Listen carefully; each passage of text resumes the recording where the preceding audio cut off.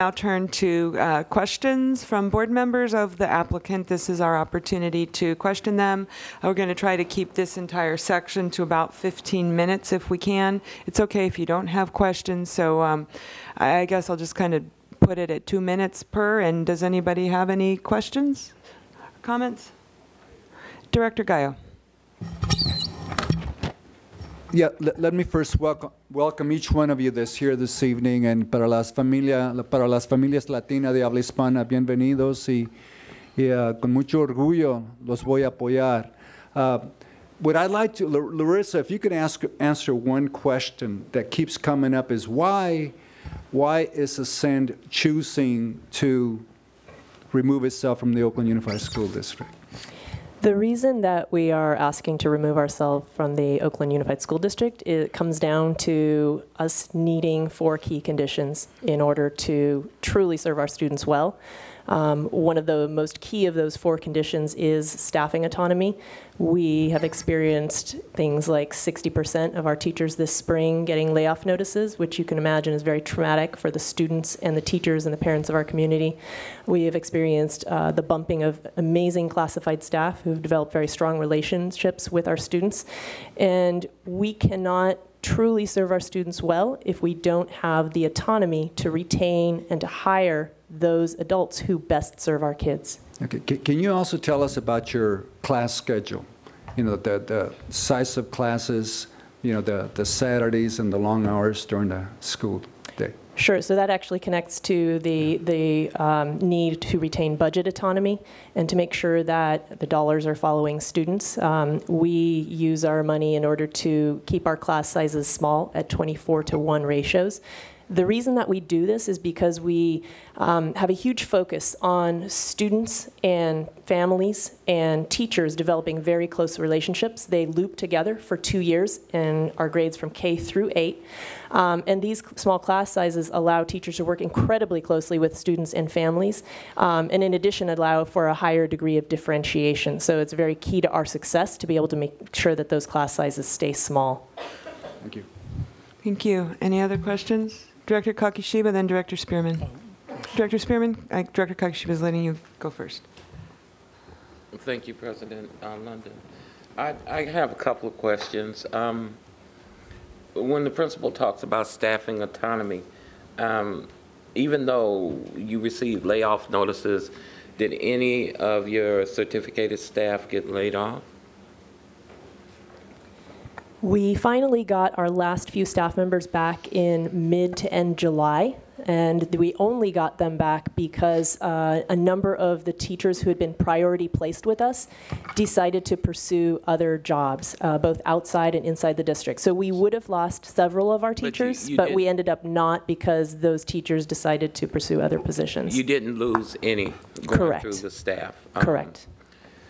My second question is there a problem or a culture in the school that's against a union?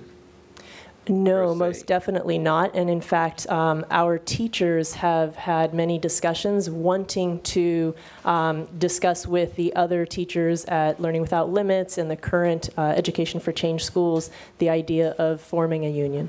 But Education for Change is non-union? Not currently, no, and that is up to the teachers that are part of the organization. No, they are non-union. Correct. I'm saying that that's correct. Anything. And my last question, well, no, the next to the last question is the conversation for turning charter.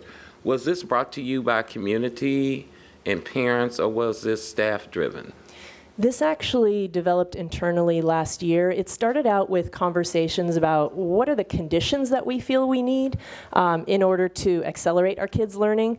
And we did surveys as both teachers, other staff, and parents about what do we think we need in order to be successful. So this is, you know, just cut to the chase. Was this staff-driven or was this parent-driven? I don't want to hear about the conversations unless was it staff-driven? So it was staff and parent-driven. That's what I'm trying to explain to you, is that both staff and parents looked at the options that were available to get these conditions that we need and decided both in the parent leaders group and in the teacher leaders group that we should pursue a charter. Okay, it just sounds to me like this is more of adult issues and that people want to make up their own rules and don't want to follow an organization. And I hope the folks that have applied to go charter, if in fact you do become a charter, understand that you'll be under an organization that plays by their rules. And there's no repercussion. I mean, if they decide to fire you, you're gone. You know, they change principals quite frequently, and they change staff quite frequently. It's kind of puzzling to me that the request comes because it's an impetus of some adult issues, and it's not about children, because the school is an achieving school. It's not a failing school. Usually when people come to us to convert to charters or change to charters, it's because it's a failing school. So it's not being brought by a trigger or anything. It just seems like, to me, this is an adult issue. And my final comment to this board is, again, if we decide to do this, we must be reminded that there is a law against discrimination, and there's a law against segregation. And there has been no one or no indication from this school that they are going to enroll anyone other than Latinos, which is going to add to the segregation of charter schools in Oakland Unified School District, which are approximately 95% Latino. That's my final comment. Thank you. Do I have the opportunity to respond to that, or would you like me not to? That's a comment from Director Spearman. It wasn't directed to you as a question. Director Hinton Hodge. Interesting enough, the first question I actually had written down was, could you tell me a little bit about the history? Because when you started out with your school year, about 50% Latino was said, and African American and Asians, I think, took up the balance of that. And now, since that time, it's gone up to being 90%. Mm-hmm. And so could you just, I know that our city is changing quite a bit. And you know, fewer African Americans within Oakland. So I'm just wondering if you could just tell me what's that attributed to? Sure. In the early years of Ascend, we did not have a boundary, and we served students from all over the city. Once the school options process was instituted, our boundary became the Fruitville District, and therefore we reflect the demographics of our district. We are a neighborhood school. Thank you. I'm going to try and stay away from the soapbox and the speeches, but there was a comment about a wake-up call for everyone in the room, and I'm actually very excited. I think after like 3 years of being on this board, this conversation that I've wanted to have around how do we get rid of this charter versus publics and that kind of thing. And so I'm actually feeling very excited about the courageousness of the conversation that the parents and teachers are actually bringing to it. So I wanted to hear a little bit more. We talk about these 4 conditions, and I know within West Oakland what happens when you don't have the right conditions, but you say you're going to do reform, but you don't back that up in any kind of real way. So and someone talked about, again, yes, this wake-up call. And so I wanted, could you tell me at what point you had conversations either with OEA or even the district, and can you be like just give me 1 to 2 examples of the staffing issue beyond the layoff notices? Because in a lot of ways we felt like we were doing that to be safe, and I understand it created a hardship within community. But maybe around professional development, can you give at least 1 or 2 ideas around what we would specifically need to change and adjust in order to see Ascend actually stay within this system? I think a perfect example of that is the priority placement system. We have had a number of teachers placed at our school in the last few years who have not been hired in the way that we normally hire, which is by our teacher, parent, and principal hiring committee. And the reason that we have a hiring committee that includes both teachers and parents is to ensure that the adults who come to work at Ascend truly believe in the same beliefs that we do, are committed to our mission, and possess the skills necessary necessary to serve our students well. And instead, over the last couple of years, we've had quite a large number of teachers placed through the priority placement process where they have chosen us, but we have had no opportunity to interview them. And that match doesn't always work very well. They haven't come and visited us to see if we're a good match for them either. And so, that's just one example of a process that I have worked on a number of principal advisory groups, et cetera, and asked for changes, but have been unsuccessful in achieving those changes. And just to clarify, because this is your business, this is your craft. So priority placement, is that actually regulated through the California State Ed Code, or is that regulated through our OEA contract? It's local. Ed Code allows for flexibility. Thank you.